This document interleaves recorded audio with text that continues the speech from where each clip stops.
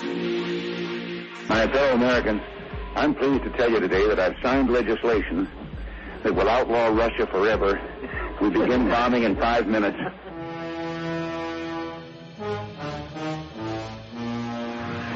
It is essential that our team learns to work with our new recruit, not against him. I'm a geek, walking down the street. Check the computer, the mainframe computer. I access the mainframe. At the end of this day, one shall stand, one shall fall. Time to find out. Welcome to Basically a Geek Show. Here are your hosts, Mike and Jack. Welcome, ladies and gentlemen, to episode 32 of Basically a Geek Show, the 8th wonder of the world. With you, as always, I'm Mike and Jack, and here's Jack. We are your first, last, and only line of defense against the idiocy of the internet. Or something like that. I think that's a much better tagline. Is it? Well, I want to talk about idiocy. Let's Oh, we've got a lot of it. Let's start right off the bat. Was a rumor going around. Nothing's been confirmed yet, so keep that in mind. But there's a rumor that they're going to be adding another Star Wars spin-off to the series of Star Wars spin-offs that we talked about a few shows back. These origin stories that they don't want to call prequels because Star Wars prequel is kind of not a good term right now. The P word, and not the one you normally think. Yeah. Well, so we talked that they were considering that they're doing a Han Solo, I think a Yoda, and then a Boba Fett prequel, like just those three origin stories. And apparently the rumor is that they're going to add another one to that list, an Obi Wan Kenobi spinoff. And, yeah. So, they're going to be doing this, and again, this is all very tenuous. Ewan McGregor has hinted that he's going to appear in a flashback scene as younger Obi-Wan in episode 7, which makes sense, honestly, because, oh my god, I can't believe I forgot the guy who played Obi-Wan Kenobi. Alec Guinness. I can't believe I forgot Alec Guinness. God damn it. But yeah, Alec Guinness. His last name is Beer. Alec Guinness, he's dead though, right? Yes, he is dead. And I was actually about to say, yeah. So does this mean we're going to have zombie Alec Guinness playing Emote More? Yeah. But, that's my point, is that if you want to have Obi-Wan Kenobi appear in any capacity in the new main trilogy, so that's episode 7, 8, 9, then you'd have to do a flashback with Ewan McGregor, because Alec Guinness, is unfortunately unavailable. He has a case of death, and he's probably not going to recover from that anytime soon. So with that kind of in mind, I don't have a problem with Ewan McGregor showing up in the new main trilogy in, a flashback scene. Or even if they want to, make him look all old and try to pass him off as Alec Guinness. I don't care about that so much. Because, Obi-Wan Kenobi was one of the least offensive parts of the prequel trilogy. And I maintain that it probably would have been a better film series if they had just used him as the main character. It most likely would have been. But my thing about this isn't whether or not I think it'll be good, mm-hmm. or what I think of the character, really, in this particular case. Mm-hmm. It's a matter of, it kind of goes back to what we've said about Han Solo and Boba Fett. Is this really necessary? Like Yoda. Okay, I can totally see. I mean, the fucker's 900 goddamn years old. I can totally see, where an origin story may be interesting. What happened in those, 900 years. Exactly. And, just with Yoda being 900 years old, I mean, theoretically, Yoda almost goes back to the birth of the Galactic Republic. So you can use a Yoda origin story movie to really explore, the Star Wars universe's, ancient history. Right. And with this, though, it's okay, you got Han Solo, you got Boba Fett, now Obi Wan Kenobi.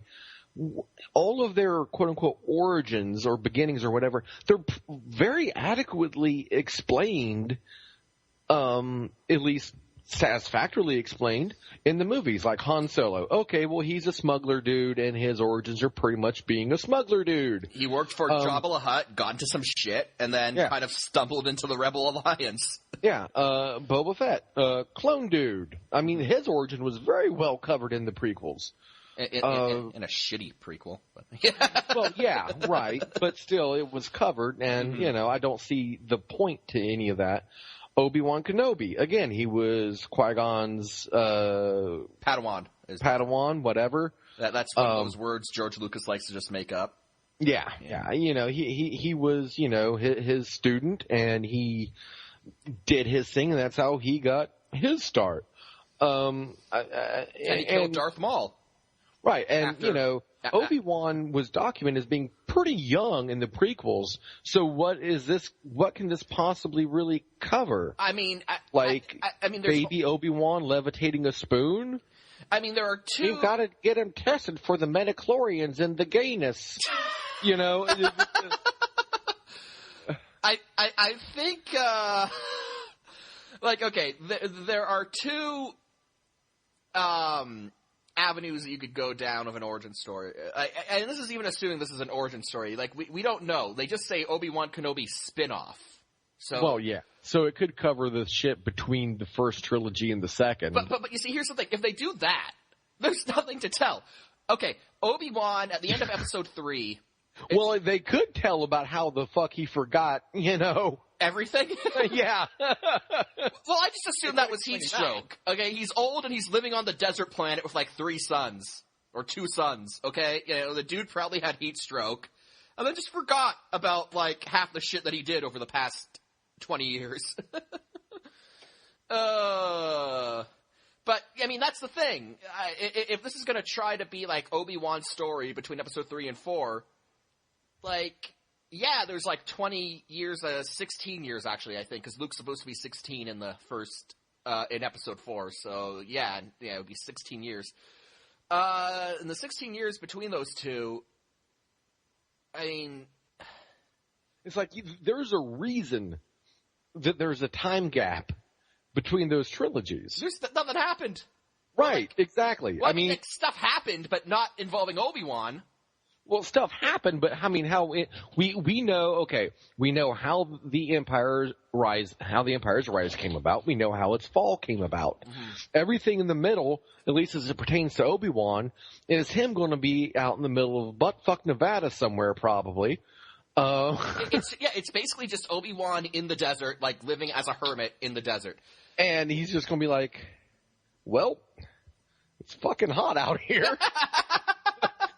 Kind of dry too. It kind of gets in your sinuses a bit. My mouth feels dusty. Those goddamn sad people won't get off my lawn.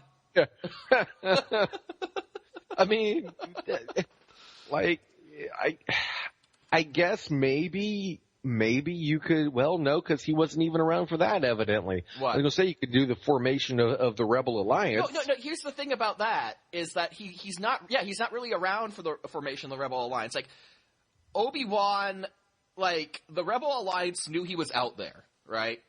And but as far as I know, and perhaps someone who's more familiar with the extended universe can correct me on this, but as far as I know, Obi-Wan had no real direct contact with the formation of the Rebel Alliance. The Rebel Alliance knew he was out there. No, because he was too busy watching tumbleweeds blow by while living in the taint of the galaxy. Exactly, but they knew he was out there, and then when Leia tries to contact him in episode 4, that was really the first time that the Rebel Alliance reached out, because they knew he'd be sympathetic. And I'm sure in some way Obi-Wan was probably sort of someone that the Rebel Alliance held up as a sort of example.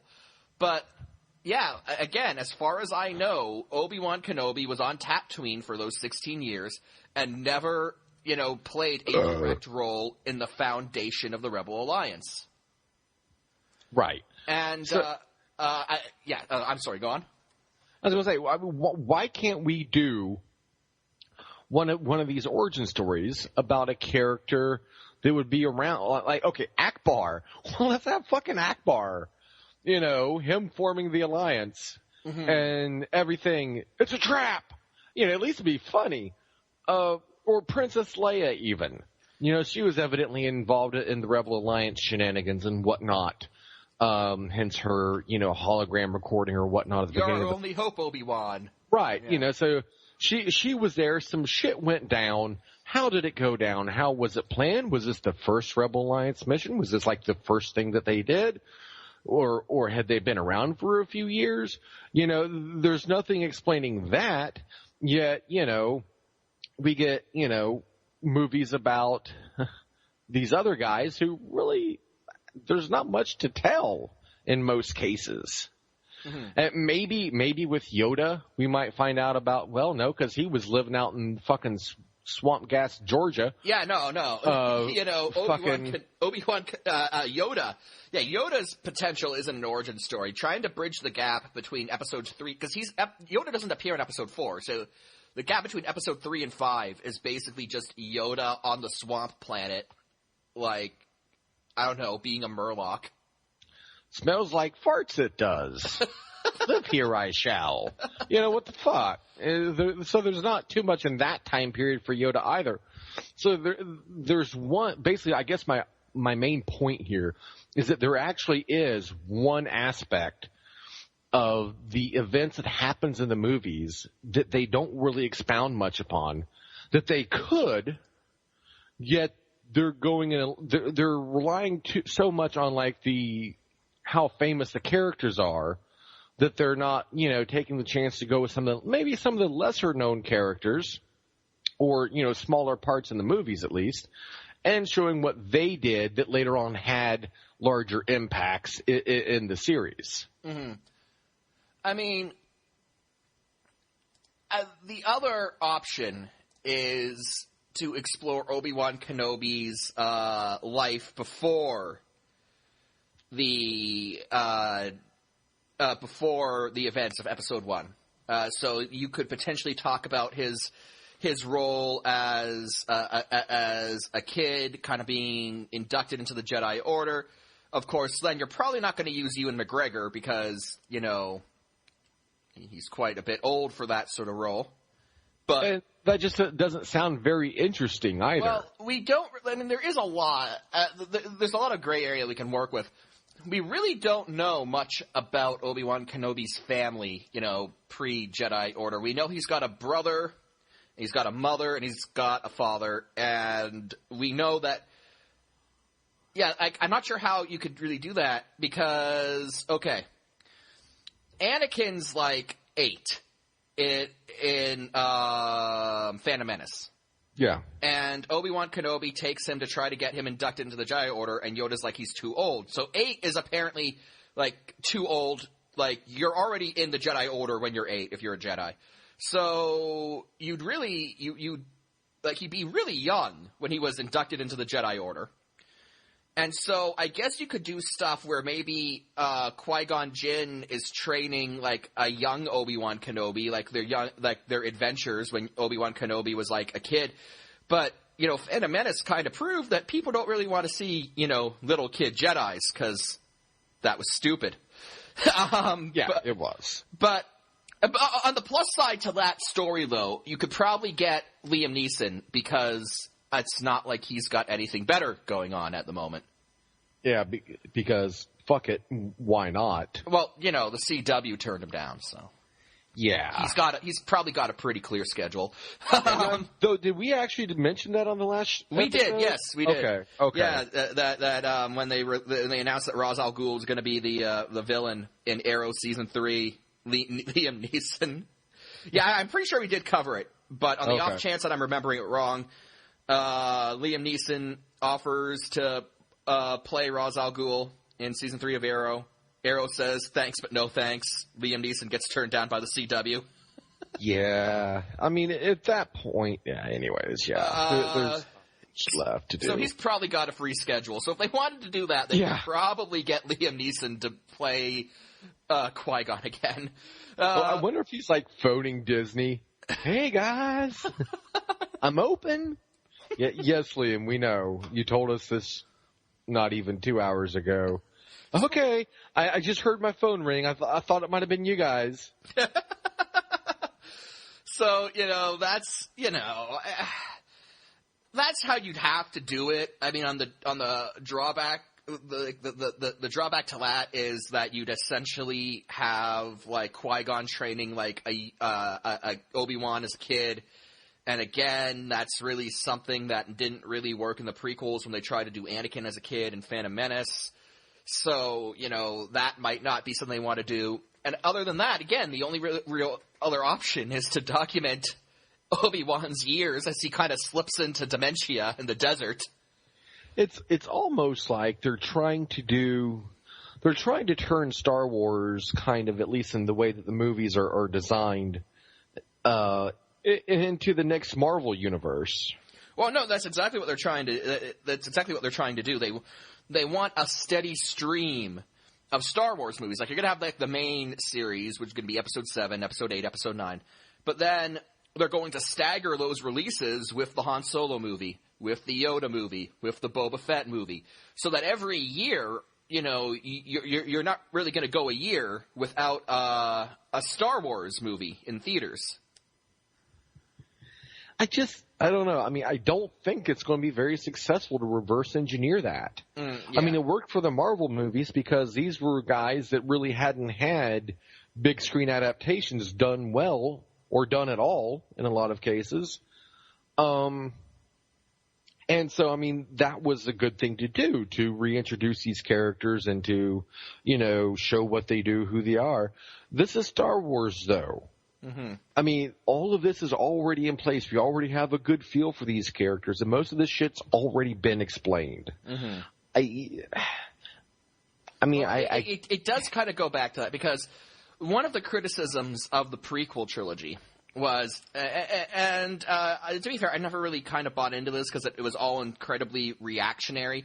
When the prequels were first announced, people were all really excited about them. This sort of attitude only really came about after they were exposed as crap. People were like, was this a story that needed to be told?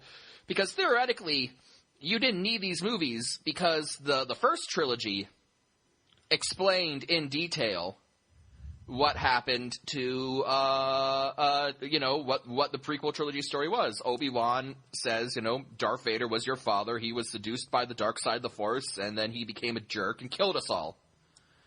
You get Darth Vader's backstory in full in the prequel trilogy.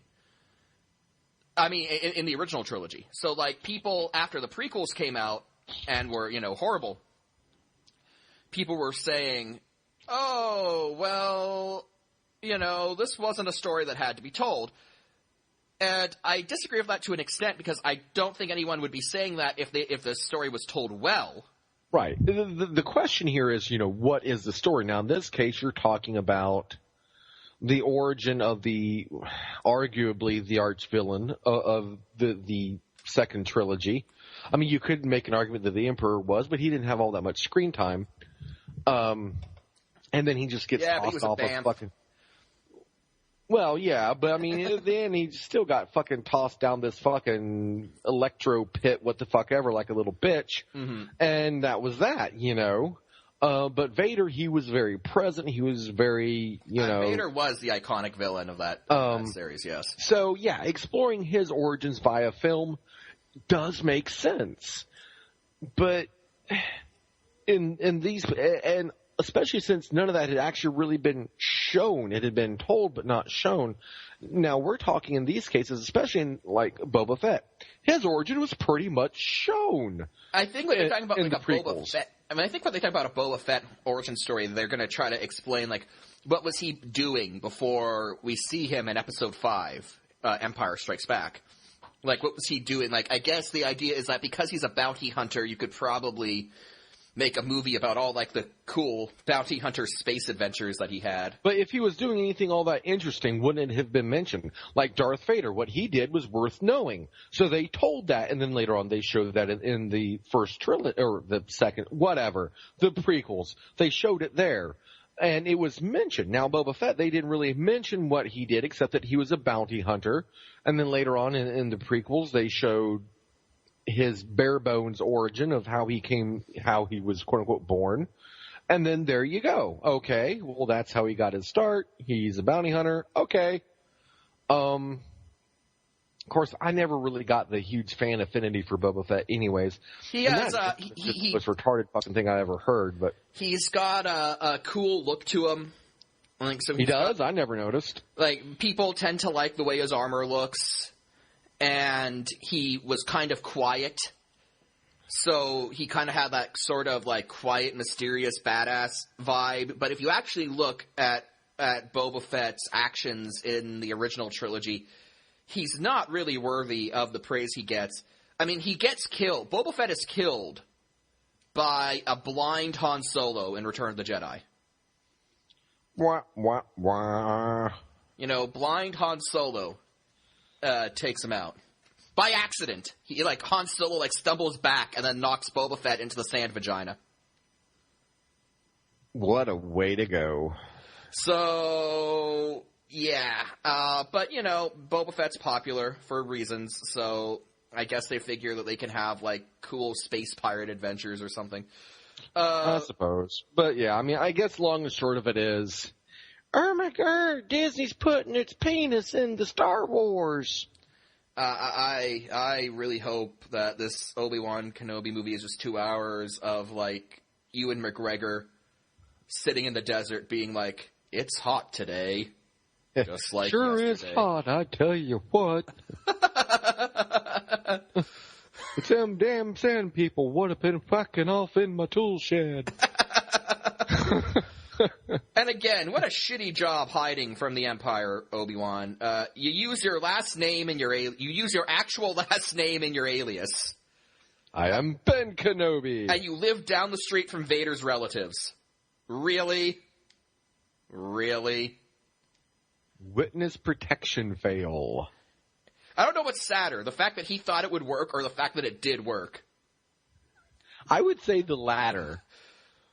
Because the first just relies on one person being a bit of an idiot. Mm-hmm. The second one involves, the entire intelligence gathering apparatus of the Empire being full of people with the IQ of a dust bunny. Yeah. And we're talking failure at an institutional level at that point. Nobody in the Empire, Googled Kenobi Skywalker Tatooine. It's kind of like the U.S. hunting down Bin Laden. Well, we finally got the idea to look at his fucking house and check there.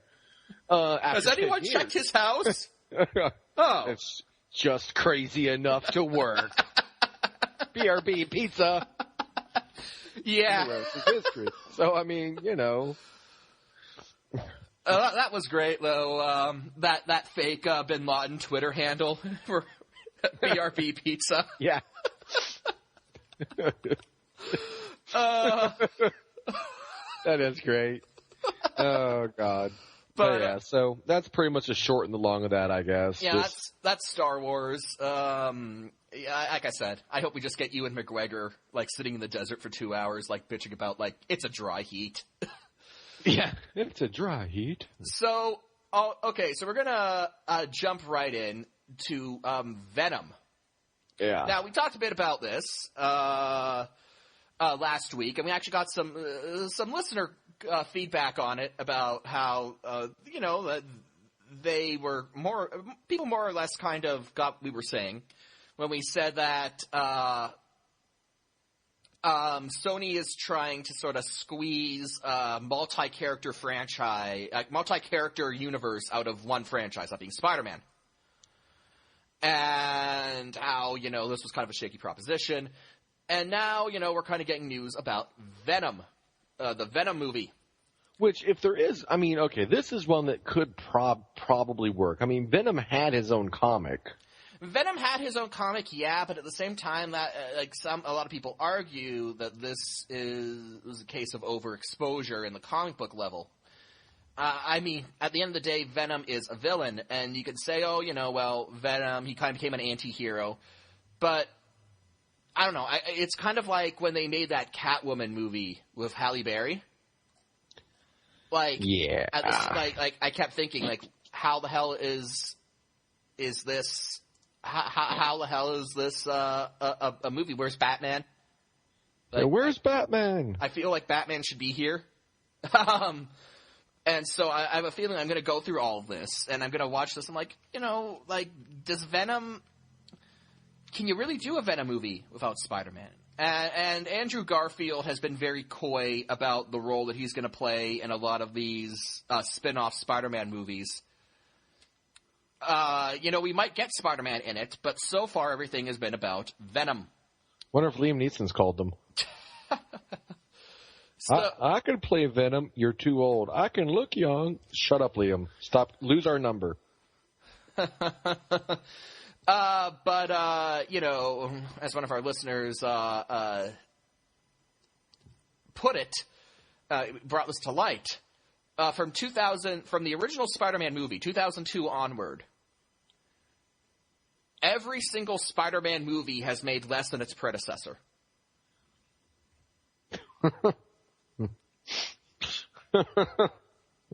Which, when adjusted for inflation, is pretty sad. Spider-Man, original Spider-Man, Spider-Man 2 made less than Spider-Man 1. Spider-Man 3 made less than Spider-Man 2. Amazing Spider-Man made less than Spider-Man 3. Amazing Spider-Man 2 made less than Amazing Spider-Man. So, there's the argument to be made that this franchise, it hasn't been a quick death, but that it is on sort of, the decline. And if there is this decreasing level of interest in Spider-Man, how much of an interest is there going to be in his supporting cast, which is essentially what the villains are? Okay, I'll play a little bit of devil's advocate here. And maybe it's just that it is overexposure of Spider-Man. Maybe it's because that character, people just don't like him anymore. Or like him less. I could buy that. The reason I stopped reading Spider-Man comics is he was a whiny bitch who constantly complained about, everything. These problems matter. Yeah, pretty much. Mm-hmm. I mean, the whole teen angsty thing. Maybe it's just, no, even when I was a teenager, I thought that shit was stupid.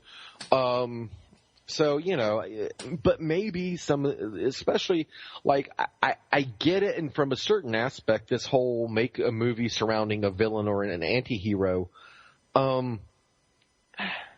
it's different enough to where it might work, depending on how well they do it.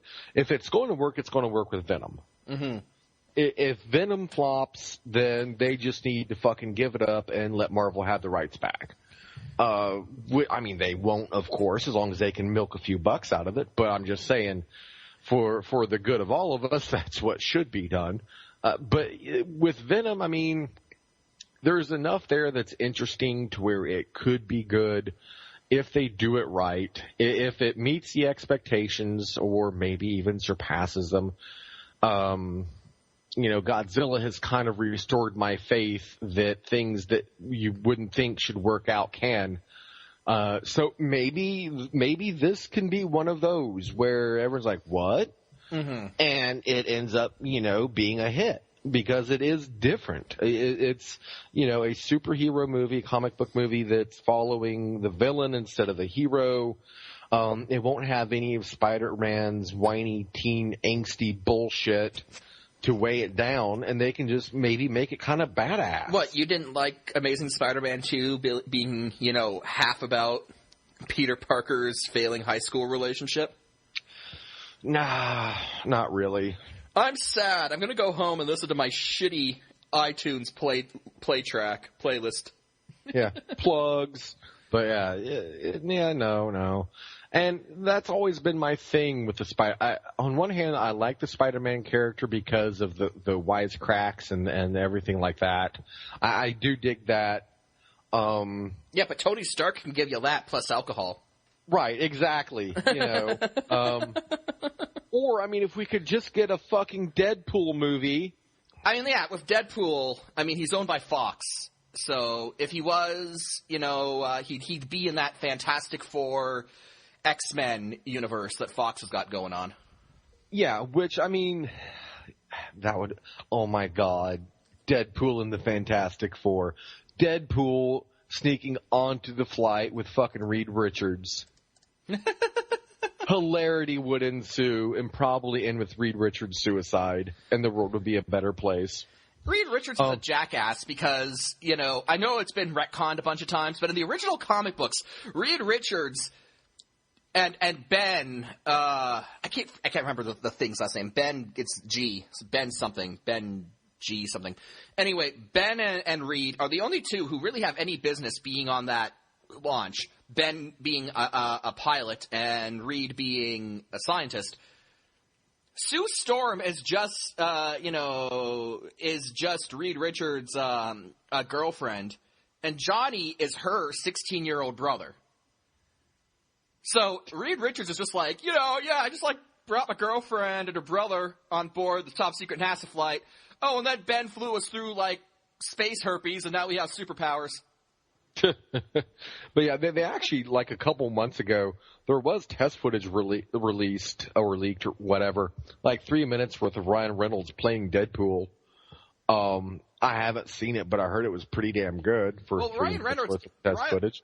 Ryan Reynolds being kind of a snarky jackass it is perfect. That's why so many people were excited for Wolverine Origins, because they're like, oh, they're going to get Ryan Reynolds to play Deadpool? That's perfect casting. And then, that whole movie was a clusterfuck of failure. Yeah. But anyways, so, I don't know. They doing this with the Venom movie, I mean, it's different enough to where it could work. It's at least, I don't see where it's pointless to give it a shot, unlike the Star Wars Origins movies that just don't really seem to have a purpose other than milking. For this one, I can see where they want to throw it against the wall and see if it'll stick. It's different enough to where it might have some merit. Mm-hmm. I get you on that. Well, again, though, that's my thing. That the Spider-Man movies have seen decreasing returns with every release since the first Spider-Man movie. So, I don't know, the franchise just might not be in a healthy enough state to justify this. Yeah, I mean, I get it. But it's probably more justified to try something different than to do what they're doing and just, following the flow chart of is current franchise exhausted or current franchise relevant? Mm-hmm. If yes, make sequel. If no, reboot. Oh, if they rebooted Spider-Man, if they rebooted Spider-Man again, that would be amazing. It would be. But that's probably the point where they're at with, like you said, each movie and the various iterations making less and less and less progressively. They got to do something, or else they're just going to be like, okay, well, here you go, Marvel. And they're not about to lose what could be, a big fucking cash cow for them at one point was for a couple of years. I mean, it still kind of is. Amazing Spider-Man 2... even as the lowest grossing Spider-Man movie, still made $700 million. Yeah, so I mean, that's nothing to sneeze at. Mm-hmm. So I mean, they're still making money off of these. So I mean, I think giving Venom a shot is warranted. It's certainly better than jumping straight into Spider-Man 3 already, which... I mean, I know that movie did good. I know a lot of people, you yourself included, liked it. What, Spider-Man 3? No, I'm sorry. Amazing Spider-Man 2. Yes. I'm sorry. I liked it. I recognize it had its flaws. The Gwen Stacy stuff got really overdone, I thought. But at the end of the day, I kind of like it despite its flaws. I really liked the Green Goblin stuff, and I wish that they would have... I wish that movie had been more about Green Goblin and less about Electro, because Electro, at the end of the day, didn't really do all that much. No, he really didn't. I don't know. I thought that movie was just ass. I think there's stuff in it that has potential. I would have cut Electro out entirely. I would have, cut the Gwen Peter angst in half, and then I would have used that extra time to, build up Harry Osborn as the Green Goblin, and then just made it Goblin versus Spider-Man. That probably would have been a better movie, yes. And that's just like my armchair directing thing. That's kind of just what I saw because, yeah, those were my two big problems. Electro kind of not doing much, but somehow still hogging the main villain role, while, you know, Gwen and Peter had their, you know, angst fest. So being a teenager's hard. These problems matter. Yeah. So that was my problem. That was sort of my problem with it. I think, but, you know, honestly, that's also why I'm kind of excited to see the sequel, because as flawed as Amazing Spider-Man 2 was, there was a lot I liked. I liked Dane DeHaan as Harry Osborn / the Green Goblin.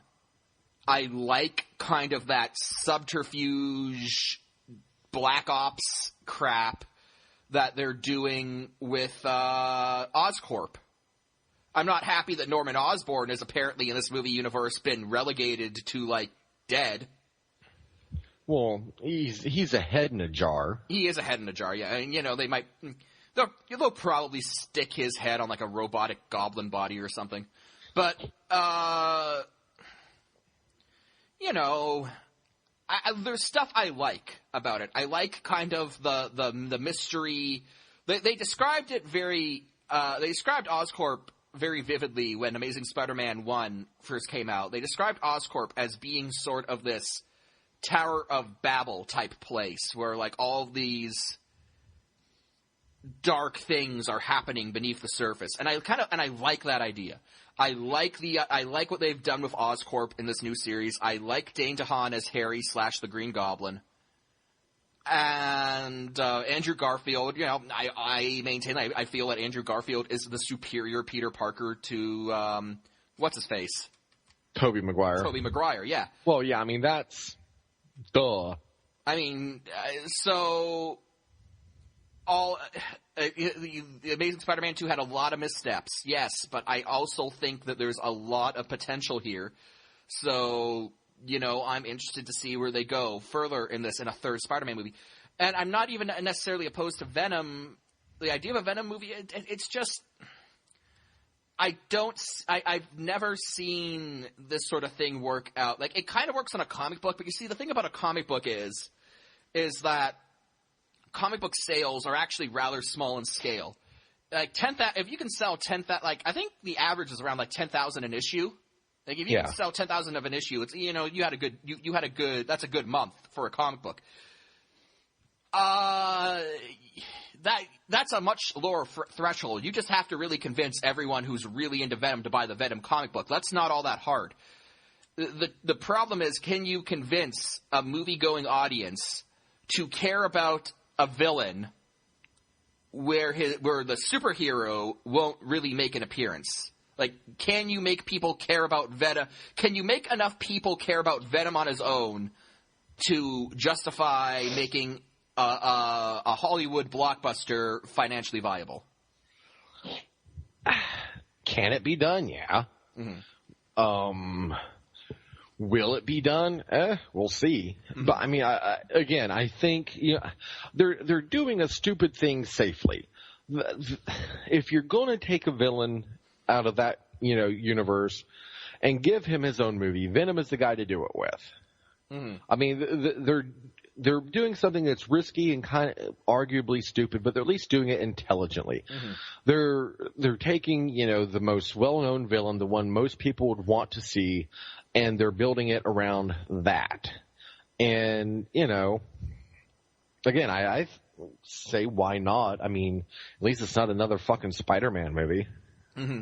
Now they have said, I believe, I don't know if he's directing it or he's not a director. He's not a director. I don't know if he's writing or producing it. Maybe both. Alex Kurtzman, one of the two people behind the first Transformers live action movie and the rebooted Star Trek series, he's involved in this, and he says that Venom's going to be a darker Spider-Man movie. And I don't know, like, okay, you can actually see very blatantly a lot of the movies that were based off of The Dark Knight. If you take, like, the main plot elements of The Dark Knight, which was a huge success. I know that you think it's just okay, Jack, but you can't deny how popular and, just successful that movie was. Well, no, I mean, I can read numbers. I just disagree with them. My point is, though, that if you look at the movies that came out after The Dark Knight, everything, you saw movie after movie that was obviously based off of it. The director of Skyfall, the latest James Bond movie, went on record saying, I wanted to make The Dark Knight as a James Bond movie, and so Skyfall happened. Yeah. Star Trek Into Darkness said that it was going to be more Dark Knight-esque. And even the Avengers, which came out after The Dark Knight, Avengers came out with The Dark Knight Rises, but Avengers was post-Dark Knight. And Avengers and the Nolan Batman films had very different tones. The Avengers was sort of kind of embracing the colorfulness and the heroicness of superheroes, whereas The Dark Knight was more cerebral, more kind of brooding, more dark. But even then, you saw hints of The Dark Knight. Like, okay, what's Loki? Loki plans to get captured, right, in the Avengers? Yeah. Well, that was the Joker's plan, The Dark Knight. Well, yeah. Just like it was Khan's plan in Star Trek Into Darkness. Just like, I forgot the guy's name, Sylvia, I think, in Skyfall. His plan. And all three of these movies I enjoyed a lot more than The Dark Knight. But you get my point, right? The Dark Knight happens. I mean, I get the point. I don't argue that point. Mm-hmm.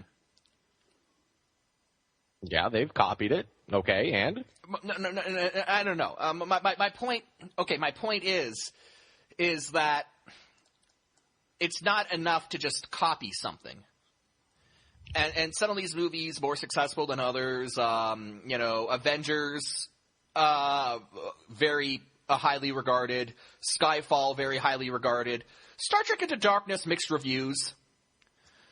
Now, I thought that was awesome, but that was just me. I know. But my point being is that, you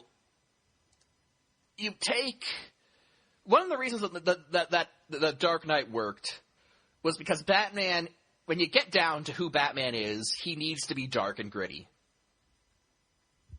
That's just the way it is. And it kind of seems like this might be the case. I'm not going to say it is, but it might be a case of people just seeing what worked and kind of trying to play copycat without actually realizing what made it work. It could very well be. And if that's the case, it's not the first time, and it certainly most likely will not be the last. I don't know. I'm getting to the point, though, of, like, this whole dark and gritty thing where, like, it was actually kind of Batman and James Bond that kind of did this, because Casino Royale and Batman Begins kind of came out within a year of each other, where both movies took franchises whose last movies had been kind of overdone and silly, with Die Another Day with James Bond's case and Batman and Robin in Batman's case. And both Batman Begins and Casino Royale attempted to, strip down all the silly elements, get to the core of the characters, and just make a good and kind of make a gritty, dark action movie. And it works because James Bond and Batman, by their natures, are gritty and dark. But then it just seems like since then, people have been trying to replicate that formula, some more successful than others. But, just because something works well for some characters doesn't mean it works well for all characters. And I'm not sure if introducing kind of a gritty, dark tone into Spider-Man is really something that needs to be done. Because Spider-Man, like you said, is at the end of the day, he's wisecracking. He's a teenager, so, like, his stories are inherently going to be less dark than, the guy who fights a psychopathic clown. It just seems like people are just kind of it seems like they're throwing stuff against the walls and seeing what's going to work. Like, oh, it's going to be dark like that Batman movie everyone likes. It's like, oh, God damn it. It could be. I mean, again, I see, like I said before, I see enough merit in it to where, it's worth a shot. I mean, to me, it makes more sense than fucking Guardians of the Galaxy did. Which was blatantly, to me, just throwing shit against the wall. Guardians of the Galaxy was, our movies are making a lot of money. What else can we make a lot of money? And then they kind of just delved into, like, the D list of comic book titles they had. And like, well, we got this thing. And that's kind of what Guardians of the Galaxy did. And, to their credit, they made it work. They made it viable. But I still maintain, I'm still in shock that anyone, thought to greenlight a Guardians of the Galaxy movie. Like, people say, oh, it made so much money. It did. And it was a good movie. But I'm still kind of shocked that it happened. Because it's Guardians of the fucking Galaxy. But moving onward from Venom, but kind of sticking with the superhero theme, there is a Nightwing Kickstarter, a Nightwing series. It's fan-made. It's a fan-made series. It got started on Kickstarter. They were asking, which is really remarkable. Yeah, that Nightwing has fans. Well, Nightwing is another one of those cases where it's like, why should I care about this character? Honestly, because, Nightwing is just Robin. It's like, well, it's now Dick Grayson without the guy that you were really there to see the whole time. Yeah, exactly. And I know Dick Grayson has his fans. I know Nightwing has its fans. I don't care. I like Batman. I always came to watch Batman. Dick Grayson was at most just, helping out. I never came to just see Dick Grayson. So, Dick Grayson as Nightwing does, like, yeah, I guess he's got his fans, but whatever. It's Nightwing. But he's got they started this Kickstarter. They're asking for, I think, $20,000, up to $34,000 plus right now. So, and they've released a trailer. But Potato Salad got $43,000. Yeah, Potato Salad still got $43,000. And you know what? That's got to be the easiest fucking thing. That's going to be the easiest fucking thing. You spend, what, maybe $5 on the ingredients to make your potato salad, and then you're done? Well, at least in this sense, though, I mean, justice is done, and Nightwing is being put in his proper place below that of Potato Salad. But, it's interesting. What did you think? You saw the trailer for it that they released. What did you think? It's actually, I'll be honest with you, it actually doesn't look bad. It kind of, not to go too far off topic, but it reminded me of a short film I watched recently that was also funded by Kickstarter.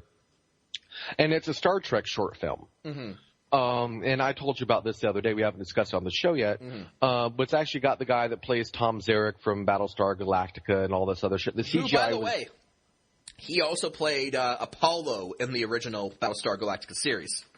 Oh, okay. All right. I haven't watched the original, but I have. It's not a thing where if you liked the new series, you're going to like the old series, because the old series is kind of bad. Yeah, I kind of figured as much, and that's why I haven't watched it. But so I watched this movie. Richard Hatch is the actor, by the way. Okay, gotcha. Yeah. His name was escaping my mind. But so I watched this movie, and it was called shit. I forget what the name of it was. Something Akara. Mm-hmm. Anyways, it's a Star Trek short film, not affiliated with Paramount in any way, completely independent. And it was done really well. It's only like 20 minutes long, mm-hmm. but it's really good. Prelude to Axanar? Prelude to Axanar, that's what it was, yes. Which, if you're a Star Trek fan and want to see this, check it out. It's definitely well worth your 20 minutes. The CGI was great. The acting was competent at the very least. And it was really good. So, and this kind of had that same feeling, people that, this 20-minute short film was made with a budget, I think they said of $15,000, something like that. And it was meant to show what they could do with a small sum of money in the hopes of getting more funding to do a feature film based on that battle. And good luck to them. I hope they get it. Mm-hmm. But now with this one, it kind of had that same feeling. It looked like it had better quality. The costumes in this fucking fan-made Kickstarter request are better than the goddamn Arrow costumes from fucking CW. Maybe Liam Neeson should give these guys a fucking call, if he hasn't already. God damn it, Liam, how did you get my number? But, Indeed. Aside from the fact that it's Nightwing, and who gives a rat's ass about Nightwing, and he's running around with fucking emo hair and all this other shit. And, Nightwing to me is just a poor... basically, his name should just be not Batman. Yeah. That should be his actual name, not Batman. Yeah, I mean, that's the thing. Dark, brooding... It's trying to give Dick Grayson legs as his own character. And then they went ahead and just made Dick Grayson Batman the DC Comics for a while when they had Bruce Wayne incapacitated. Which, I thought was the best thing. Like, just make him Batman. But right, exactly. That makes more sense to me. But the whole thing here, okay, that really highlighted the non-Batman part of it. The non-Batmaniness. Yeah, was... Okay, the villain. They've got Deathstroke, who has gotten some play on Arrow as one of the villains. He is a C-level DC villain who is good for these sort of things. But his portrayal here, I watched this trailer, and my biggest issue was that it seemed to rip off the last two Nolan movies. It did seem kind of Joker-y. It seemed Joker because you know that scene in The Dark Knight where the Joker crashes Bruce Wayne's party? Yeah, and then it shows him, wandering around in a fucking party and... Yeah. Oh my God, rich people, I'm gonna make your day really unpleasant. Yeah, and then Deathstroke's doing that in this trailer. He's in this fundraiser, he kicks down the door, he's like, I'm here to cause shit. And his voice seemed kind of Bane-like. Like, I don't know why. I didn't get the Bane vibe out of it. I got a mixture of Bane and Joker from it. Like his entrance in this trailer seemed really Joker-esque, but the fact that he is an international terrorist and the fact that he's got and his voice kind of gave me a slight Bane vibe. And then they had who I presume to be Barbara Gordon. Because Barbara Gordon and Dick Grayson are a thing. So, I saw this redheaded chick. I'm just going to assume she's Barbara Gordon. But she's talking to Dick Grayson, and she's like, you can't beat, Deathstroke. You're not ready for him. And I immediately thought to that scene, The Dark Knight Rises, where Alfred is telling Bruce Wayne, look at Bane. You can't beat him. So you can't do it, Rock. If you step in that ring, he'll kill you, Rock. He'll kill you. Exactly, though. But you get what I'm saying is that it seems like I've seen this before in a Batman movie, and Dick Grayson's already trying to overcome the not Batman thing, and you're just going to have him fight a villain who right now is reminding me a lot of the Joker and Bane. So, I don't know. I understand that Deathstroke isn't the main point here. The point is to just have someone for Dick Grayson to oppose so you can justify this thing and then maybe, inspire further funding for more episodes or maybe a full-length series or maybe just to get it out there to maybe try to get it picked up by a network. I get that the goal is to just have a villain for Dick Grayson to punch at the end of the day, but damn, I was getting strong Bane and Joker vibes from the way that they were handling Deathstroke in that trailer. I'm more inclined to forgive something like this, it being a very independent and kind of fan-made and funded production, I'm more inclined to forgive something like this, even though I think Nightwing as a character is just absolute rubbish. But that aside, it at least looks like it has good production value and all that other shit. Now, will I watch it? Probably not. Or if I do, I'll be so distracted by how much I hate Nightwing and his fucking emo chode hair that I'll definitely be rooting for Deathstroke for sure. Kill him! Oh, Deathstroke's got this big problem where he's got this, like, hockey mask that's, like, half black and half orange for reasons. Well, you gotta stand out. Yeah, I guess. I don't know. It kind of just seems, who the fuck dressed you, man? Come on. But, I guess, all the power to them, I guess, although I don't see this going anywhere on an official level. I don't see, Warner Brothers picking this up in any official capacity because, well, they seem to have their plans for how they want to handle Batman in this new, unified kind of cinematic DC universe that they've got going. And between Batman versus Superman and the new Gotham show, I think they're really trying to map out sort of the Batman story in this new universe, and Dick Grayson might be a thing that they have their own plans for down the road. And so this is just going to be... I don't think this is ever really going to be more than it is, I guess. Well, at the very least, the guys that make the costume should get a call from the CW. Yes. Because a lot better quality than the fucking CW's Arrow shit. Indeed. I don't know. Arrow's a CW show. You're right. The whole thing just kind of has this air of cheapness to it. But also, interestingly, in the trailer, if you pause it at 1 minute and 24 seconds, you actually get a shot of the Joker in this thing. Oh, really? Yeah. It's too soon. There can never be another Joker.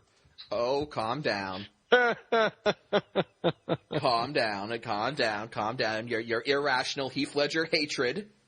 Have I ever said that I hated Heath Ledger? I know, I'm just giving you a hard time. Man. But, that's that. So let's move on. I think we've got some out of the realm of comic book heroes and into the realm of stupid names and misspelled words.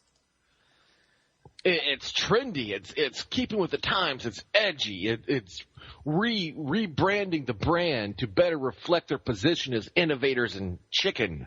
Yeah.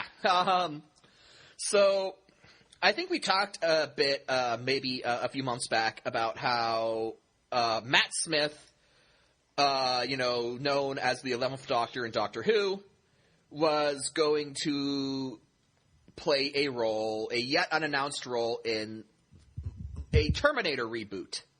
Now, we still don't know what Matt Smith's doing in this movie, but maybe he doesn't either at this point. But we do know that the movie has a new name, and it's Terminator Genesis, which you might think, that's a good name. If it's a reboot, if it's starting back from the beginning, you're gonna want, Genesis implies beginning, the beginnings of it. Except that the misspelling Genesis here. It is spelled Genisys.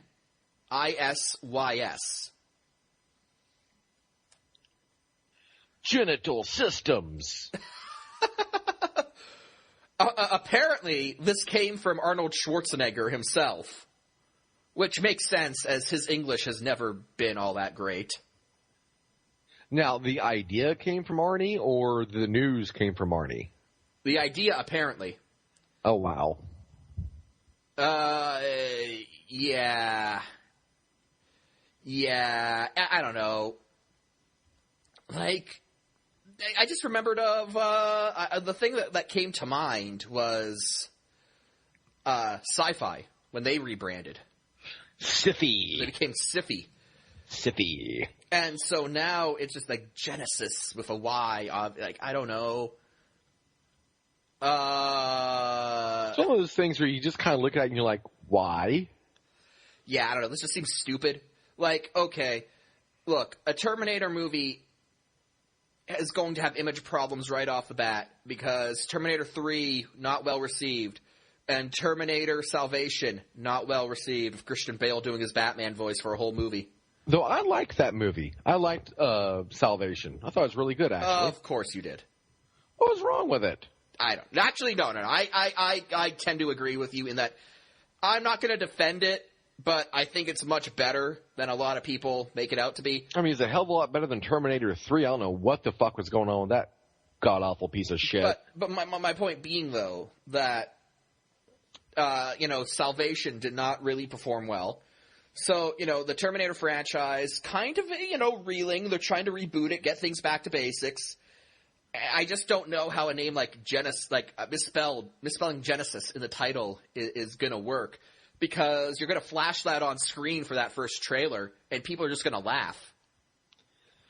Maybe you're giving people too much credit for intelligence. No, I think people are going to laugh.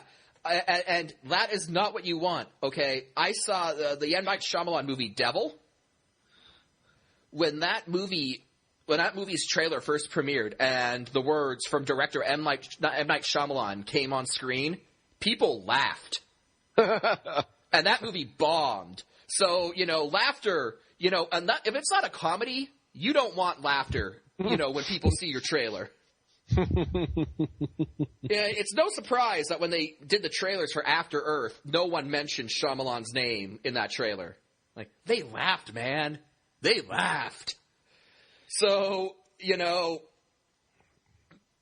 don't know. You saying that the idea comes from Schwarzenegger, that actually makes it, gives a little bit more of a place to it in my mind. Because, he's just now within the last, few years become quote unquote relevant as an actor again. Mm-hmm. After, being out of circulation since the 90s. And this whole respelling of the font that they use for it seems very 90s to me. Yeah, this seems like you think he's still stuck in a time warp where it's like 1996. Yeah. I think so. I think that's where his mind is coming from with it. It's like Genesis. Yeah. This seems like something that they would have slapped on the front of a really bad a 90s comic book that everyone loved, but then everyone kind of looked back at it later and was like, "Oh man, that was stupid." I could see that name and spelling flying, in the late 90s. Mm-hmm. Where internets are the thing now, and it's new, and oh my god, you can get porn if you just wait 5 minutes for a JPEG to download. And early and mid 90s movies dealing with the internet are hilarious, by the way. Yeah, no, they really are. They really are. They're hacking the networks. Oh no. Yeah, it's funny. No one knew how the internet worked back then. It was new and mysterious, and you could pass shit off like that as being accurate, mm-hmm. quote unquote. And people, okay, I don't know any different, so why not? Now I think people are a little bit more informed for the most part. I say that hopefully. Mm-hmm. But yeah, I could very much see this being a thing from the 90s and it being okay, and no one really batting an eye at it.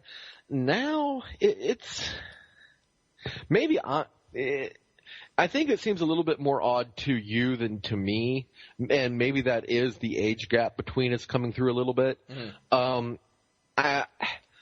I see it as kind of like one of those things where I don't think people are going to laugh at it. I see it as one of those things where me personally, I'd say, why? Mm. Why not just Genesis? I think that would have just spelled correctly, unless maybe there's a lawsuit from Sega or God. God's got that shit trademarked, yo. Of which, actually, legally speaking, Sega is a lot more aggressive than God. But, so I could sooner see a problem with Sega. But, I don't see the need for it. It's kind of like one of those things of, are you just trying to be cute here or what? Well, it's, mm-hmm. maybe there was some kind of copyright reason for it. I don't know. I don't know. Maybe they couldn't copyright the word Genesis, again, Sega and God, and they did this. I don't fucking know. It is silly. It is kind of frivolous.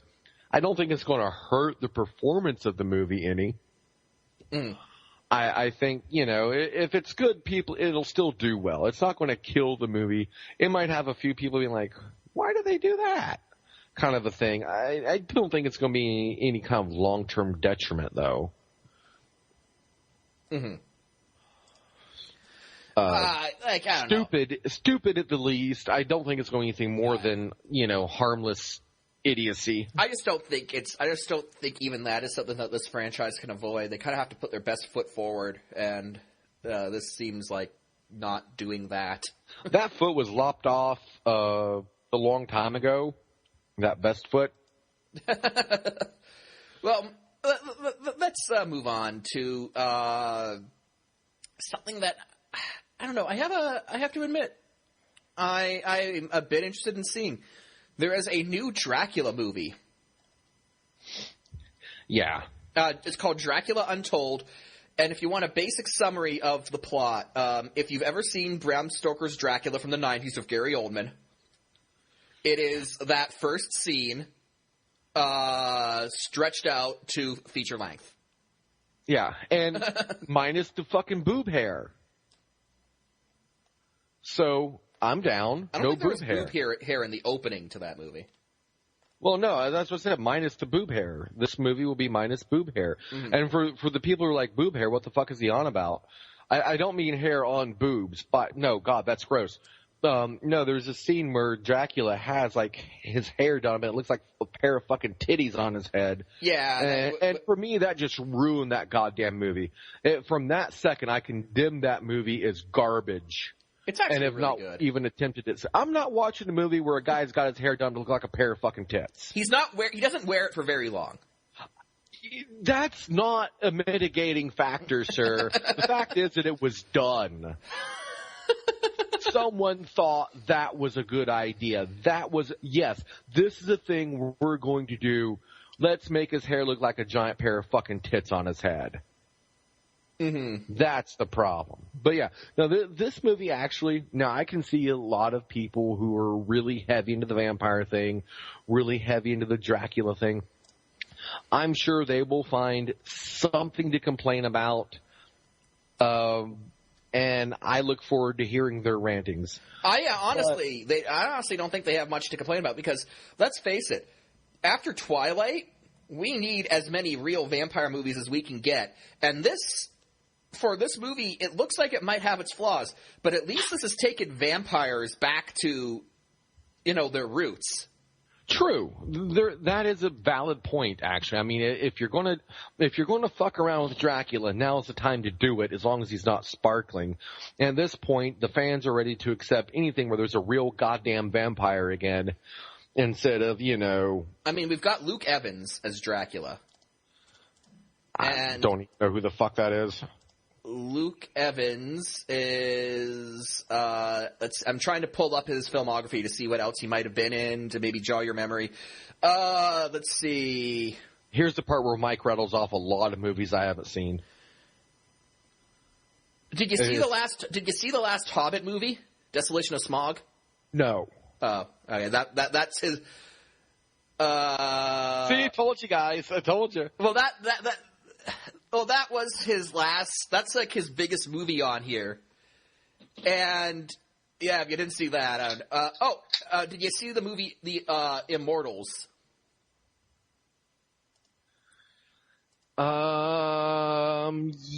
Yes, I believe Zeus. I did. He played Zeus. That was kind of like a 300-ish, yeah, kind of a thing. Yes, I did see. I couldn't tell you anything about it. I recall liking it somewhat. He plays Zeus in it. Okay, I mean... He also plays Apollo in Clash of the Titans, so apparently he's just playing all the Greek gods. Okay, now I have seen that one a few times. He plays Apollo in that. And in the 2010 Robin Hood movie, he plays Sheriff's Thug #1. Well, now, who cannot remember the timeless performance of Sheriff Number 1. Sheriff Slug number 1. Sheriff Slug Number 1. Yeah, no, so... See, he was that good, I thought he actually was a sheriff. So, that's, not a huge filmography, but I have to say that not a really notable filmography, but from what I've seen him in, I liked him well enough. I think he could play Dracula decently. And, yeah, again, vampires have been so fucked over that, just doing a movie that gets the Dracula mythos right and makes him like this fearsome creature of the night again is going to be a welcome change. It's going to be one of those things where it might seem better than it actually is just because of the state of vampire movies at our present time. Yeah, so, the timing's good on this. It's got a very low bar to have to step over, which it pretty much already has just with the trailer alone. It's pretty much already surpassed that. And when I say that it's that opening scene to the Gary Oldman Dracula movie stretched into 2 hours, I don't mean that as a bad thing. Because I like the opening scene in that movie. I like the attempt to tie, the historical Vlad the Impaler to Dracula. Because, the fact of the matter is that Bram Stoker didn't give a shit. Bram Stoker's original story, his original draft for Dracula did not call the vampire Dracula. He called the Dracula Wampierre. I see what he did there. Yeah, you do. But here's the thing. Here's the thing about that. Basically, he was like, so he wanted to set him in Transylvania. And so he goes to Transylvania, and he hears the story about Vlad the Impaler. Basically, the historical Vlad Dracula being this bloodthirsty dick, and was like, "Oh, well, that sounds like a bloodthirsty guy. I guess I'll just call my vampire in Transylvania Dracula."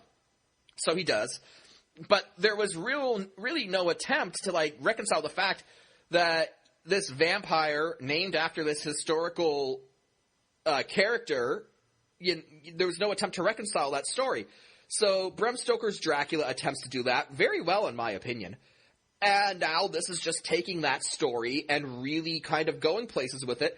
And I'm excited to see what they do. I'm actually really excited. I looked this up on Wikipedia. Apparently, the vampire that turns Dracula into a vampire is going to be the Roman Emperor Caligula.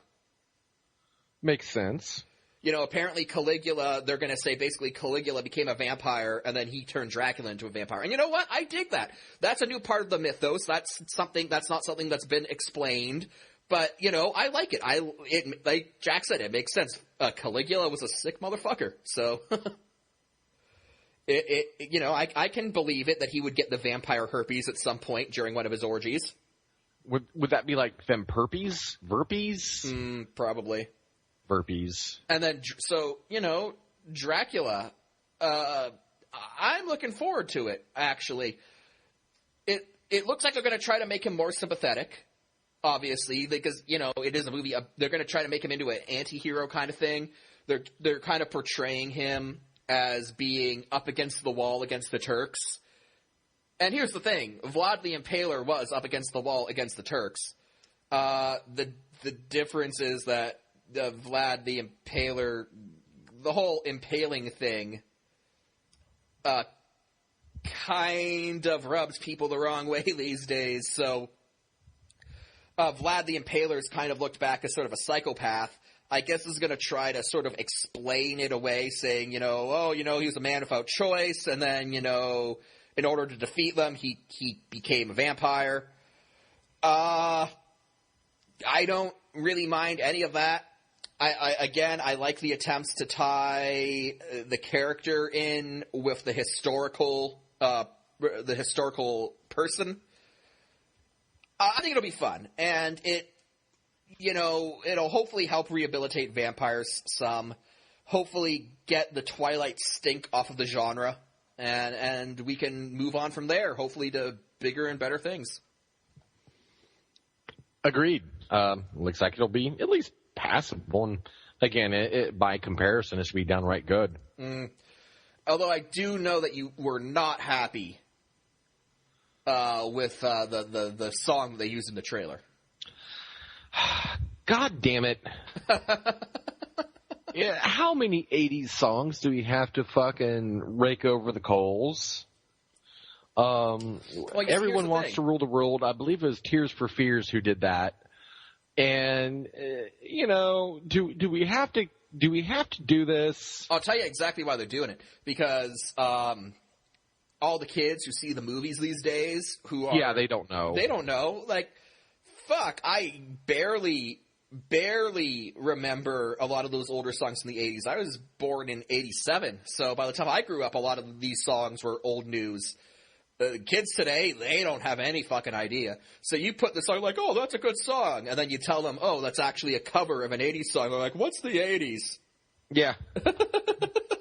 Then you just hand them a pile of cocaine. Like, that's the fucking 80s. Yeah, son. So, Dracula. Raping 80s songs, but hopefully rehabilitating vampire fiction.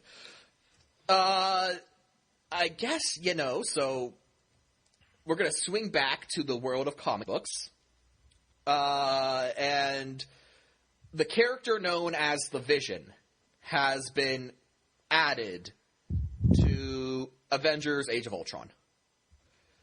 Now, for those of you unaware, Vision is a robot that Ultron creates. Ultron is a robot, he creates a robot.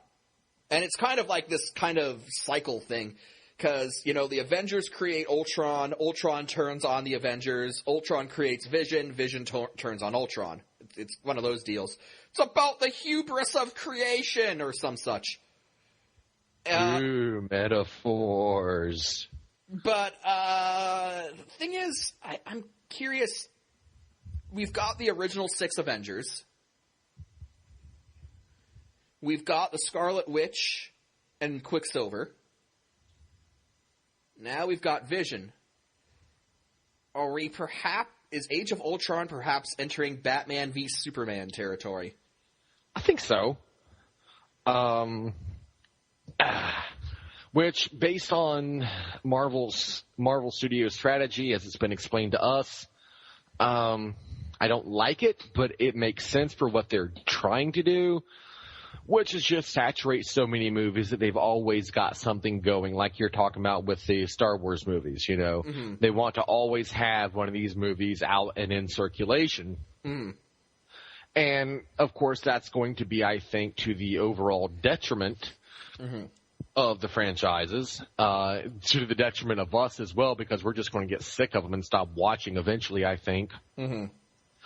I think Marvel is riding a wave that is kind of coming into shore, and they don't quite realize it, personally. Yeah. The whole thing just seems to be reaching an apex, where between this, Batman v Superman, they're just packing so many things into these movies now that it's going to be hard to care about any one thing. I mean, I think the 6 main heroes we had in the Avengers was perfect. Everyone got just enough amount of screen time to really feel like they weren't shoehorned in. Now you're adding at least 3 more to the hero side of things now.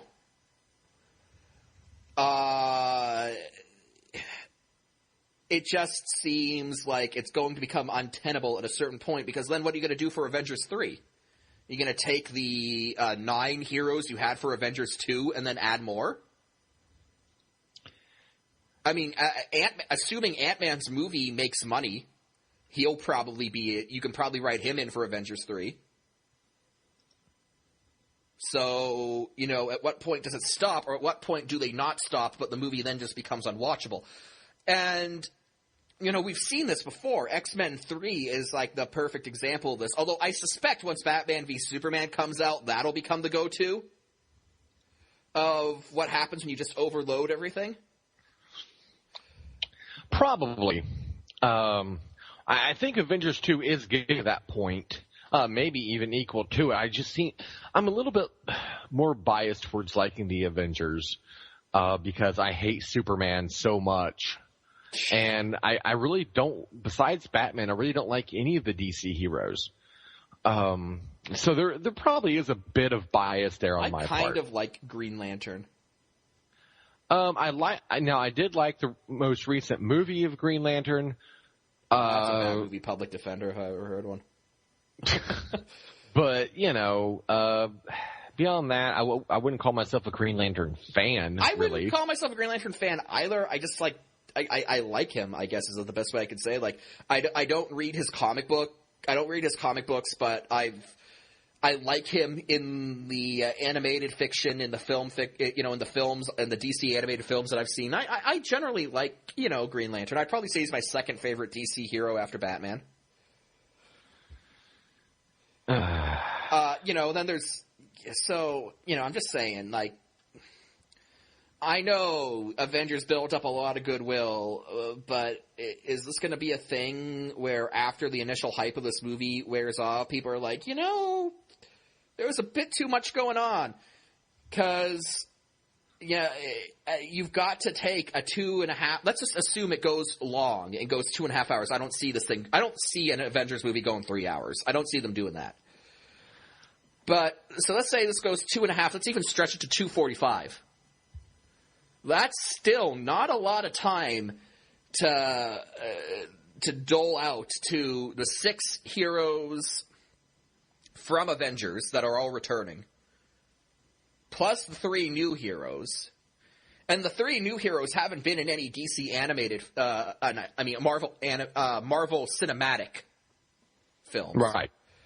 So, unlike the Avengers, where everyone pretty much had their backstory established beforehand, now you've got to establish backstory for these characters in this movie and give them time to shine, alongside giving enough time for the original Avengers cast. And then you've got to work Ultron in somehow. You got to, develop him. Yeah, getting a bit dicey. Just a bit dicey. Yeah, they're getting to that place where they're, I think, with Avengers 2, in the same place that Batman versus Superman is going. They're trying to do too much. Mm-hmm. And the first Avengers already had, as you and I have discussed at length a couple of times, they already had 2 more people hero-wise in it than they really needed, looking at you, Black Widow, and Hawkeye. And, so I'm sure they're going to be in the second one, which I do welcome Scarlett Johansson's tits and ass. I do welcome that.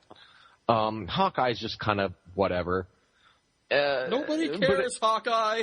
Right, but at least we're used to seeing them, and they can kind of do their thing, whatever that is. Mm-hmm. But with this, they're adding Vision, and you got Scarlet Witch and Quicksilver, and I'm just kind of progressively finding my give-a-fucks to be dwindling, to be honest with you. Yeah. Honestly, I don't know why Vision's in this. You could probably cut Vision out entirely. And, again, I don't know what story they're trying to tell here, but I don't think Vision's necessary for this plot. I don't think you need Vision to have... just because you have Ultron doesn't mean you need Vision. The interesting thing is that Vision's played by Paul Bentley, who is the voice of Jarvis, Tony Stark's robotic butler. So the idea is that maybe Vision is a body for Jarvis in the cinematic universe. Which that would be, which would be interesting. Acceptable, yeah. And it would be acceptable in a way because it would be like, look, we already know Jarvis, so you really wouldn't have to establish too much there. But it still feels like it's potentially weighing it down. Like, okay, guys, Avengers by its very nature is an ensemble cast. Those are tricky to do right. Let's not add more people than you can handle here. Yes, Avengers made a lot of money and Marvel's flying high right now. Let's not fly too close to the sun. If you get my drift. Yeah. And yeah, I think that's exactly what they are, though. That's what they are doing. They're getting a little bit big for their britches, and I get where they feel like they should have the right to. They have had some very successful, films and such. Mm-hmm. I think they're going a little bit far with it. Yeah. I think they are too. And I think they just need to just slow the brakes down, know they've got a good thing going, and not, push it to an early end. Not push it to an early end or anything like that. So, I guess we're going to, wrap things up by talking about the WWE Network. Now, we've covered this in the past. We've kind of covered its ups and downs, well, mostly downs. The downs. And the WWE, I'm kind of curious. I'm interested to know what the current thing is, because before I get into the meat of this story, I want to say that anyone who signed up for the WWE Network back when it launched, SummerSlam was the last pay-per-view that they got on the network. After that, the network ran out. Their subscription basically is going to ran out after a few weeks after SummerSlam.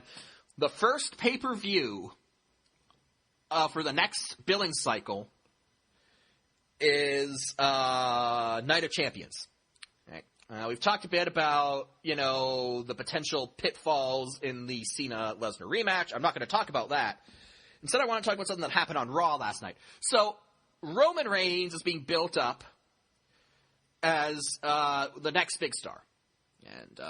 And obviously, given his story for the breakup of the Shield, he would eventually have to go through Seth Rollins, who was the one who turned on Dean Ambrose and Roman Reigns and broke up the Shield. Yeah. Well, they had that match scheduled for Night of Champions. Roman Reigns versus Dean Ambrose was going to happen at Night of Champions. And that's a smart move, because that's a match people want to see. It's a match that people are excited about. And it's a match between Roman Reigns, who's coming into his own as a single star, and Seth Rollins, who is vastly underrated in the ring, if you ask me. And, it looks to be like a good match. And it's a smart move to put it on, because if you're trying to sell people on a new network, on a new 6-month subscription to the network, then Night of Champions has got to be a big deal. Night of Champions has got to be a show people go, oh man, I got to see that. I got to pay $9.99 to see that. Right. To see that. Well, Raw happened last night, and it was odd. Because about midway through Raw, they announce a match. Later tonight on Raw, Roman Reigns is going to face Dean Ambrose.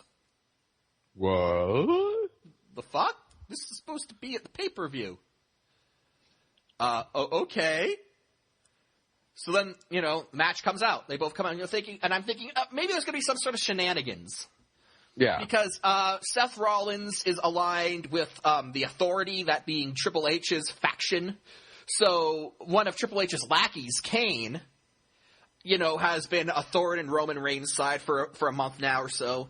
So I'm thinking, maybe Roman Reigns is going to show up. I mean, maybe Kane is going to show up, maybe cost Roman Reigns the match, or maybe this will go to like a double DQ, and then we're like, it's Night of Champions, got to see the rematch. I figure there's going to be some shenanigans afoot. Well, the match starts, and then it goes on. It's a good match. It's a good match, actually. But it goes on. And then Seth Rollins goes for his finisher, the curb stomp. And Roman Reigns, he counters it. He ducks away from it. Seth Rollins turns around, and then Roman Reigns spears him and pins him and beats Seth Rollins clean. Well, okay then. And then 10 minutes later, Michael Cole, the lead announcer for the WWE, says, and they're going to fight again at Night of Champions. Pay $9.99 to see it. You son of a bitch, I just saw Roman Reigns beat Seth Rollins clean in a match on free TV.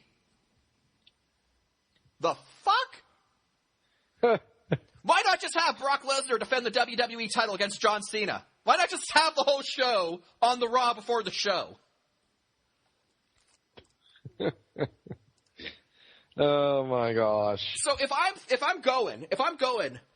like, oh man, I want to see that Roman Reigns Seth Rollins match, I better buy that 6 month. I better commit to that 6 month subscription to the network so I can see it for $9.99.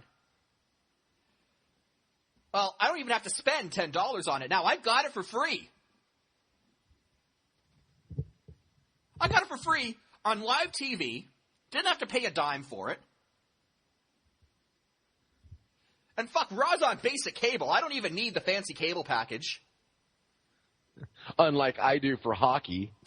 Yeah, fuck you, NBC Sports Network. But you like, what the hell? Like, did Vince just... Is Vince devolving? Yes. Is Vince have dementia now? Like, was Vince going backstage there at Raw being like, put that highly touted pay-per-view match on for free TV? I know we got to sell network subscriptions, but let's just give it away for free so they don't have to buy the network. I mean, it's weird. I shouldn't be complaining that they gave us a pay-per-view caliber match on free TV, but the fuck are you doing, Vince? But from a marketing standpoint, it is kind of stupid unless I guess maybe it's meant to be a thing of, well, if you like this, you get to see more of it on the pay-per-view. But you see, the thing is, though, is that Wrestling Booking 101 says that you throw them out there and you have a match on Raw, and then somebody like Kane or Triple H comes out to screw to screw Roman Reigns out of like a victory. Like, you have it so that Roman Reigns is clearly about to win, but he gets screwed out of the victory, and then you book the rematch for pay-per-view. So then people want to see, so that people are like, oh, Roman Reigns got screwed on Raw. See the pay-per-view where he's finally going to get his chance to get revenge. That's what you do. You don't have Roman Reigns go over clean on free TV and then try to sell the same exact match on pay-per-view. Why should I watch it? There's no point. Roman Reigns won the feud. There's no point for having this match. It's over. They had a match. Roman Reigns won. Okay, that's it. God damn it. Like, again, free pay-per-view quality match, but the fuck are you thinking? People give Eric Bischoff a lot of crap, okay? But for fuck's sake, at least he understood how to promote wrestling on a week-to-week basis in the monthly pay-per-view era, where, you know, you've seen some of the interviews he's done since the demise of WCW, and he basically says, I was using nitros to build up pay-per-view matches. Oh, yeah, that's what you're supposed to do. You know, granted, WCW, when they started getting desperate for ratings near the end, started putting on pay-per-view quality matches on free on Nitro. But that was recognized as a bad thing that shouldn't be emulated. Yeah. But moving on to the main point of why I'm bringing up the network. There's a rumor. Unconfirmed at this point, but it hasn't been dismissed either, that the WWE is in negotiations to sell a good portion of their library, their tape library of all of the wrestling footage they own from the early WWF days, from WCW, ECW, WCCW, AWA, all that stuff. The Memphis territories, the old Memphis territories, all that stuff that the WWE owns. That is basically the basis of their network. I mean, that's the real draw if you're a wrestling fan, is you get all of this archive footage for only $10 a month. But apparently they're in negotiations to sell a good chunk of that footage to Warner Brothers, which is owned by Ted Turner. Yeah. Hello, Vince. So, I don't know what the hell's going on. Like, apparently the report said that the WWE, due to slow network sales, which tells me that perhaps those people, not enough of those people are renewing their subscription, and perhaps they're getting panicky. Something's going on. And, Warner Brothers, really. As far as I know, Ted Turner has made no plans to restart any sort of pro wrestling competition since the demise of WCW. He had something like a 5-year no-compete clause that was included in the sale of WCW that Turner wouldn't try to compete with Vince in pro wrestling. It was in 5 years, but that ran out. That would have run out in 2006. And so it's been 8 years. You think that if he would have had any interest in it, he would have done something about it by now.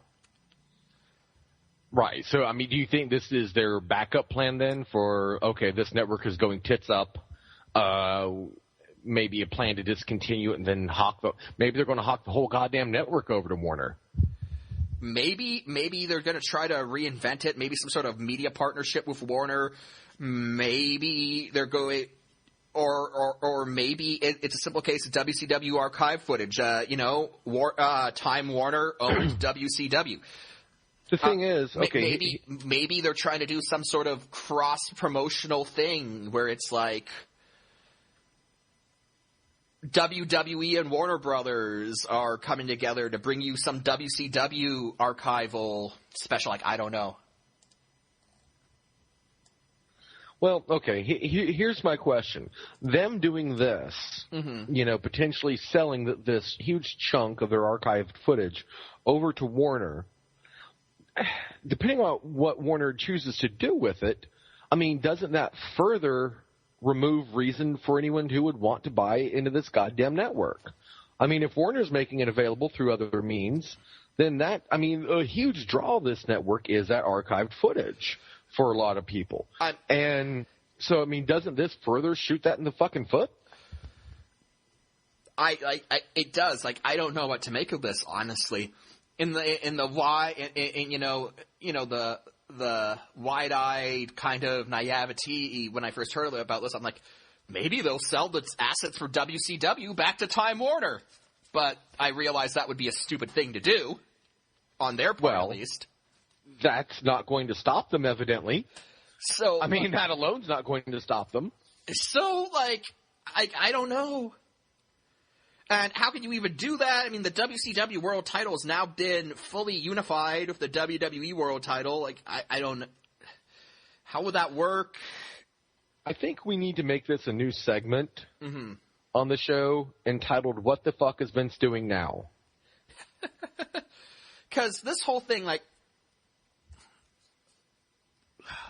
I don't know what the end game is.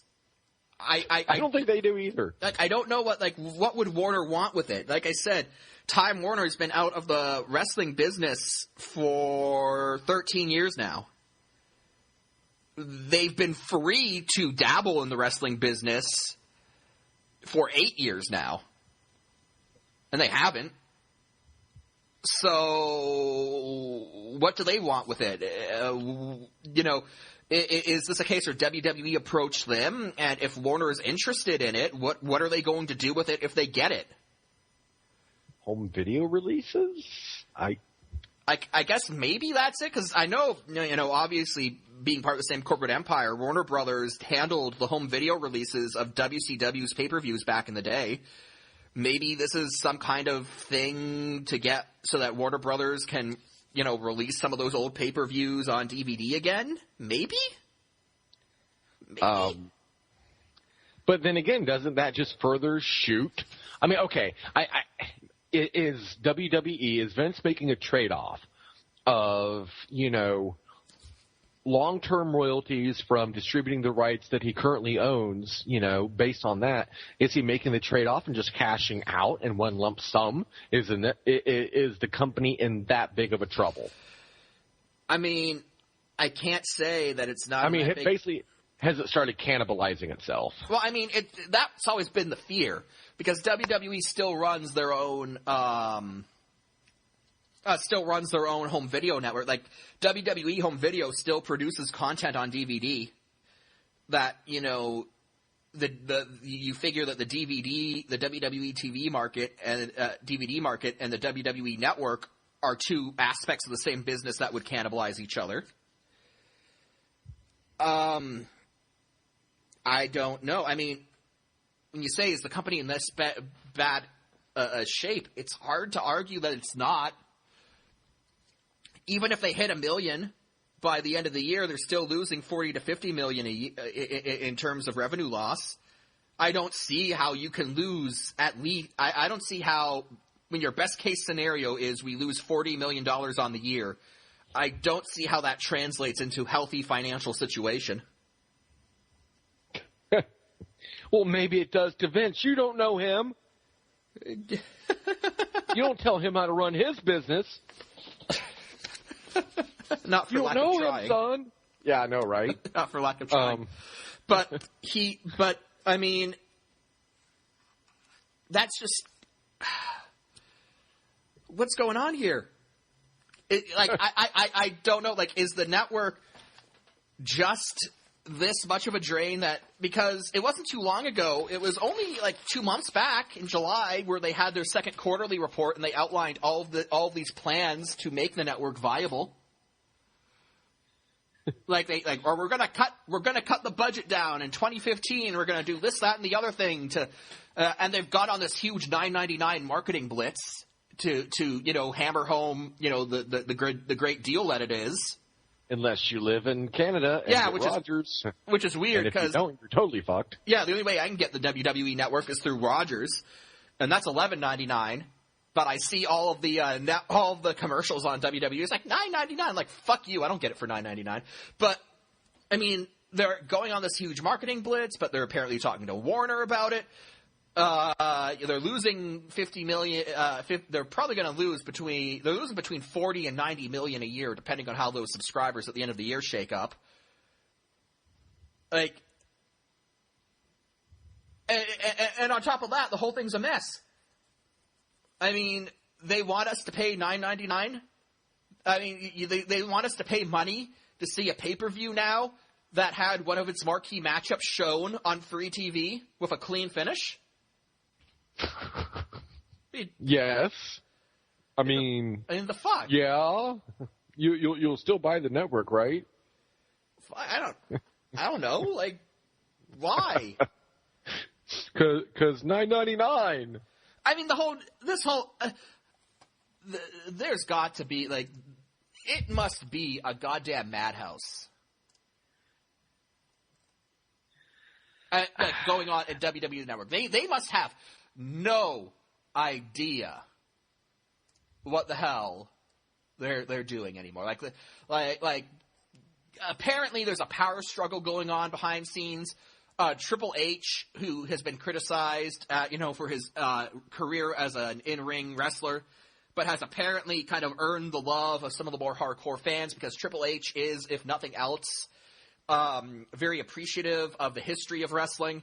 He's kind of gone on to kind of he's emphasized sort of the WWE's role as sort of like the caretaker of wrestling's history because it has the rights to so many promotions from the past. For now, yes. But like Triple H, he's the one who kind of shot new life into WWE's developmental system, which is getting rave reviews, NXT wrestling.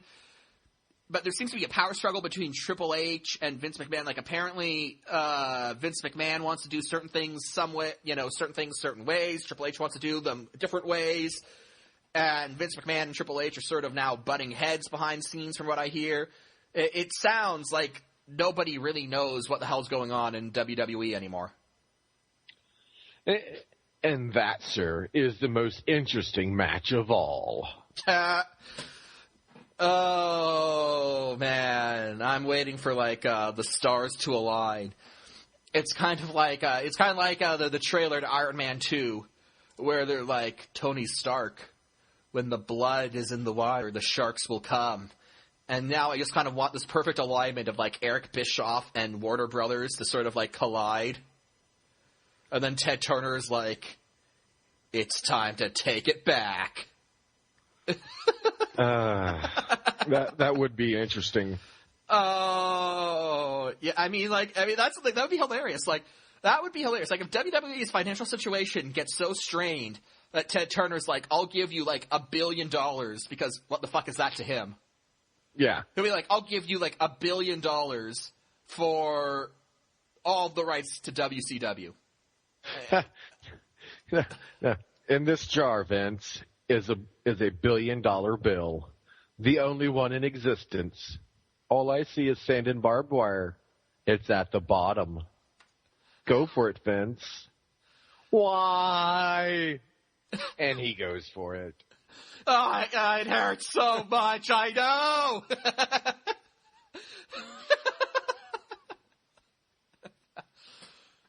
Yeah. So that's the WWE, kind of a clusterfuck of who knows what. I expect 2015 to be a very interesting year for this company. I expect very interesting things. But with that, we're going to bring episode 32 to a close.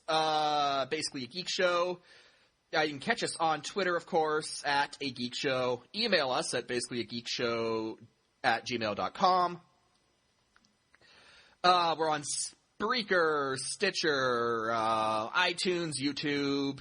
You can catch us outside your bathroom window. Outside your bathroom window, at sportslogos.net, at forums.taisha2.org, at tfw2005.com. We're there at all those locations. We tried to get on MMO Champions, but you bastards wouldn't let us advertise. So this has been episode 32 of Basically a Geek Show. For Jack, this is Mike, signing off. Good night, ladies and gentlemen.